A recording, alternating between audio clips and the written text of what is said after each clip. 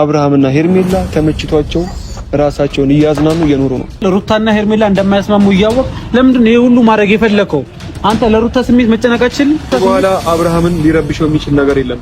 ምንም ነገር ቢመጣ ሄርሜላ ነች ማኔጅ የምታደርገው። እሷ ጋር መድረስ የለባችሁም። መፍቱ ነው እንደፈለገ መሆን። አብርሃም ትዳሩን መፍታት ይችላል። 80ውንም በቅርብ ትቀዳለች። ችግር የለውም። ከእንደዚህ አይነት ሰው ጋር መሆን የለባትም። እንደኔ ልንገርህ፣ ከባለጌ ሰው ጋር እንድትሆን አልፈልግም። አብርሃም ትዳርን በራስ እጅ ነው የጣልከው። ዳግመኛ አንተ ራሱ ሩታ ቤት እንድትሄድ አልፈልግም።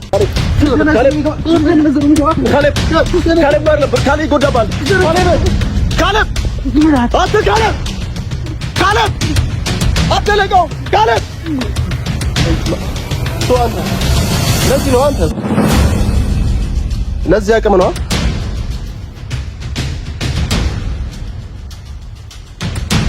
ለዚህ አቅም ነው። በቃ ተው ተባልካል። ለምን አትሆን? በቃ ሩታ ጋር ዳግመኛ አትገኝ። በቃ ቷር ነው አረም ሰው ረፍ በእናትህ ተወቀረፍ ካለ ብረፍ ማለት በኢየሱስ ለዚህ አቅም ነው። በቃ ተው ነው የተባልከው። ተው በቃ ብሩኬ ስማው ገፈስከ ሰላም ሄርሜላና አብርሽ ዘና ብሎ አሪፍ ጊዜ እያሳለፉ ነው። አብሮ እየኖሩ ነው። ከአሁን በኋላ ምንም ችግር አይፈጠርም። አብርሽና ሄርሜላ አሪፍ ኑሮ እየኖሩ ነው። አብርሽ ካሁን በኋላ ምንም አይነት የሚረብሸው ነገር ሊፈጠር አይችልም።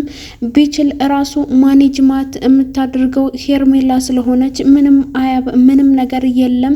ስለዚህ እባካችሁ ምንም አያገባችሁም፣ አይመለከታችሁም።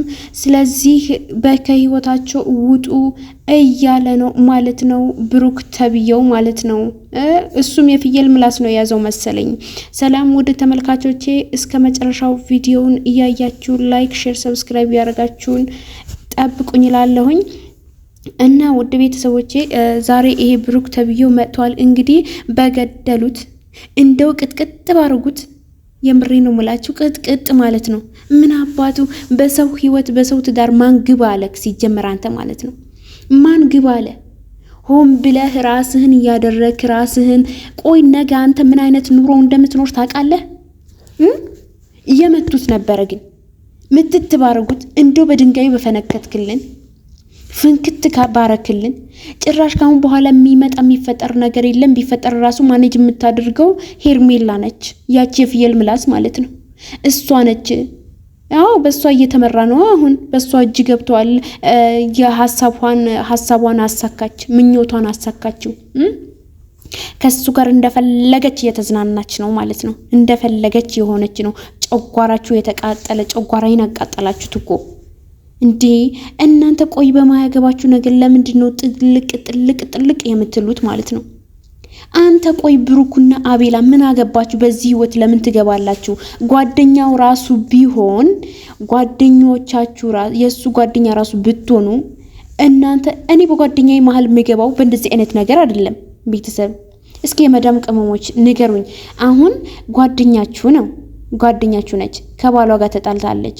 ማስታረቅ ካልቻላችሁ ተለያዩ ማለት የለብሽም።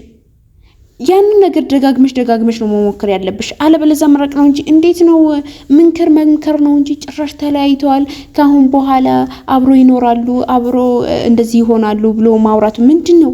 አንተ ትንሽ እንኳን አይቀፍም? አታፍርም? አንተ ድንጋይ ራስ በድንጋዩ ማለት ነበር። አንተን እንደው አትለውም ነበር? አዎ 80 ይቅርድላት።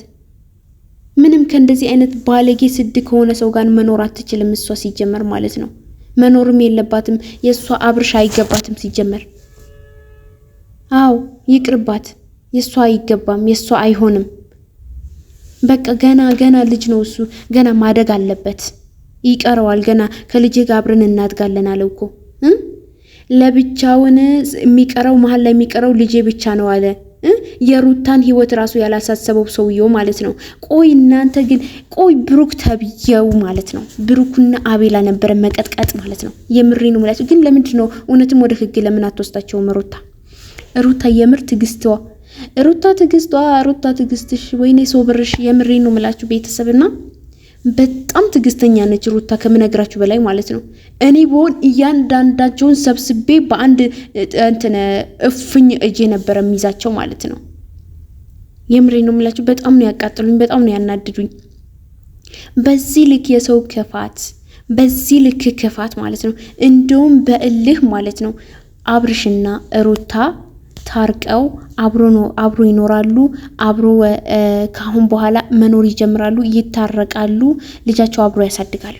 እንደውም አዳም ዘርሽን ተቃጥለሽ ተቃጠይ፣ አዳም ዘር ተቃጠይ።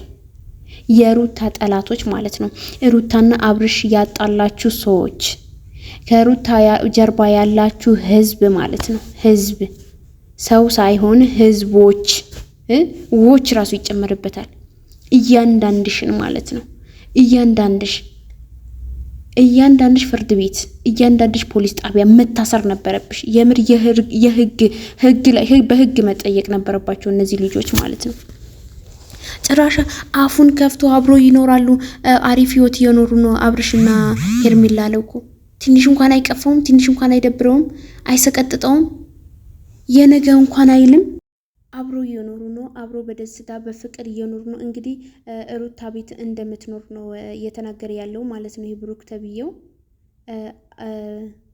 ሄርሜላ ማለት ነው ከአብርሽ ጋር አብሮ እንደሚኖሩና ያው ትላንትናም በለቀቀው ቪዲዮ አይታችሁት ነበረ እንዴት እንዳረጋው ማለት ነው። ልጁን እስክትወጣ ነበር የጨነቀው የነበረው ቤት ውስጥ ደብቋት ማለት ነው። ከእንደዚህ አይነት ውርደት እንግዲህ አላህ ይጠብቀን። በጣም ወራዳና በጣም የሚያስጠሉ ሰዎች ናቸው። የምሬ ነው የምላቸው ውድ ተመልካቾቼ ማለት ነው። የኔ እንቁ ቤተሰቦች እስኪ ሀሳብ አስተያየታችሁ ስጡኝ። የምር ኮሜንት አርጋችሁ ከኮሜንት የእናንተ ሀሳብ ምን አይነት እንደሆነ በእነዚህ ልጆች እስኪ ምን እንደምንማርና ምን አይነት የህዝቡ ምን እንደሚያስተምሩት እዩ። እስኪ ማጣላት ነው ወይስ ምንድነው? አስተማሪ የሚባል ነገር እኮ ጥሩ ነገር አለ። ጥሩ ነገር ነው ሰው የሚያስተምረው። ግን ምን አይነት ትምህርት ነው ቆየ ሰው እያስተማረን ያለው? ይህንን ነው መልካም ነገር የሚባለው?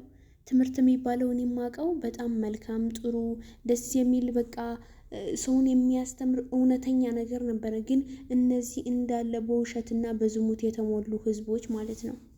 እነዚህ ህዝብ ነው እንግዲህ እያየን ያለ ነው። እነዚህ ወራዶች፣ እነዚህ ሰገጤዎች፣ የመጨረሻ ጭባ የሆኑ ሰዎችን ማለት ነው። እነሱ እያየን ነው እንግዲህ በአሁን ሰዓት። እንደዚህ ሰገጤ ማለት በአሁን ሰዓት እነዚህ ናቸው። የመጨረሻ ሰገጤ ማለት ነው። ሰግጠ ፈምስ የተባሉት እነዚህ ናቸው። የሰገጡት እነዚህ ሁለት ሰዎች ናቸው የመጨረሻ ማለት ነው። እኔ ሄርሜላ ሴት ሆና በዚህ ልክ መዋረዷና በዚህ ልክ መዝቀጧ ነው እኔ የሚገርመኝ። በዚህ ልክ ማለት ነው። የወደፊት ትዳሯ እኔ ግን ምን አይነት ነገር ይሁን? ወደፊት የምትኖረው ኑሮ ምን አይነት ይሁን? ከአብርሃም ጋር እንኳን ከሩታ ጋር ቢለያዩ ራሱ አብርሃምና ሩታ ራሱ ቢለያዩ ከአብርሃም ጋር ራሱ ከአሁን በኋላ ልክ ተለያይተና ፊርማ ሰጥቻታለሁ ሲትታው እንደምትሄድ እርግጠኛ ነኝ። በዚህ ማመና ይሄንን ማወቅ አለባችሁ ቤተሰብ።